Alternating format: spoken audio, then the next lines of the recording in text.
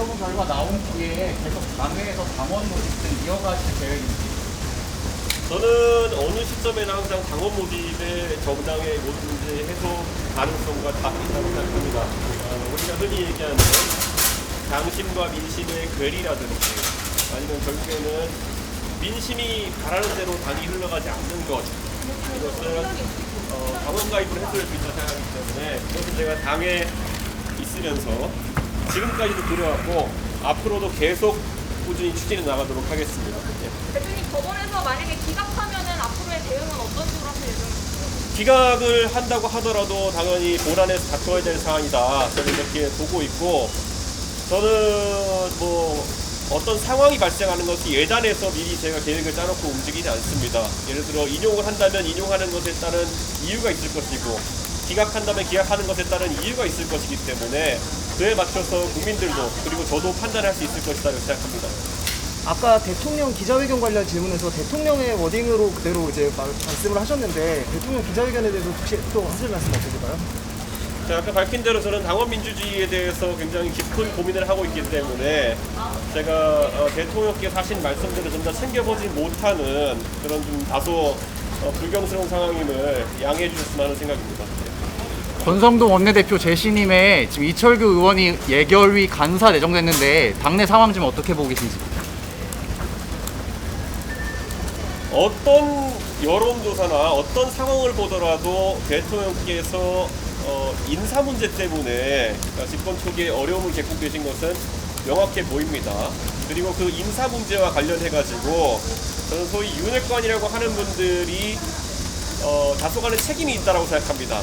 정말 그들이 호가호위하는 것이 아니라 그들이 매번 입에 달고 다니는 것처럼 윤석열 정부의 성공을 위해서 뭔가 일을 하려고 한다면은 그 자리가 원내대표이든지 아니면 예결위 간사이든지 아무리 달콤해 보이는 직위라 하더라도 그들이 더 나은 선택을 할 수 있을 것이라는 그런 기대는 이제 더 이상 할 필요가 없지 않을까 그런 생각을 하고, 공교롭게도 물론 그런 건 아니겠지만은 이번 이 당 내 사태에 대해 가지고 돌격대장을 하셨던 분들이 영전하는 모양새를 보이는 것이 시기적으로도 상황적으로도 옳은지에 대해서는 저는 당연히 생각해 볼 필요가 있다라는 건 생각을 합니다.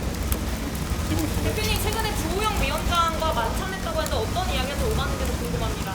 저는 주호영 위원장과의 만찬이라는 보도를 보고 저는 굉장히 의아한 이런 느낌이 들었습니다. 그에 대해서는 어떤 경위에서 어떤 사실 확인 과정 없어서 보도가 나간지도 모르겠고, 주호영 위원장과 뭐 저는 일관되게 그에 대해 가지고 전혀 확인하는 생각이 없습니다.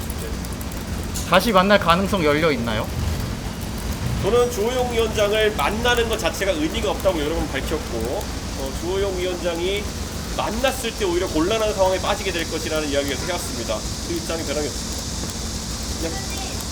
주호영 위원장이 가처분 인용될 경우에는 절차가 미비하다는 것을 찾는다 이런 얘기를 했는데 이거에 대해서 우리 당의 법관 출신, 검사 출신 율사분들이 참 많으십니다. 그런데 어떤 정치적 상황에서 연습 문제를 풀어보시면서 그분들의 권위를 스스로 좀 훼손하는 경우가 좀 있는 것 같습니다.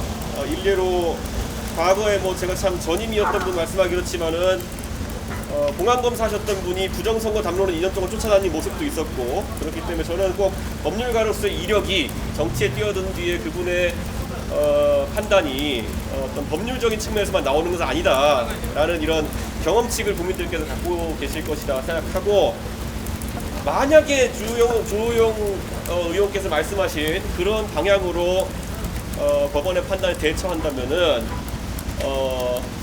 바로 그게 저의 해석에 따르면은 비상 상황입니다. 네, 민주주의의 비상 상황입니다. 예.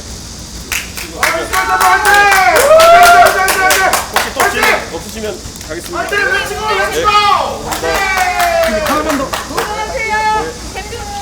오늘 재판도 결론 나올까요? 모릅니다. 저는 전혀 그거는.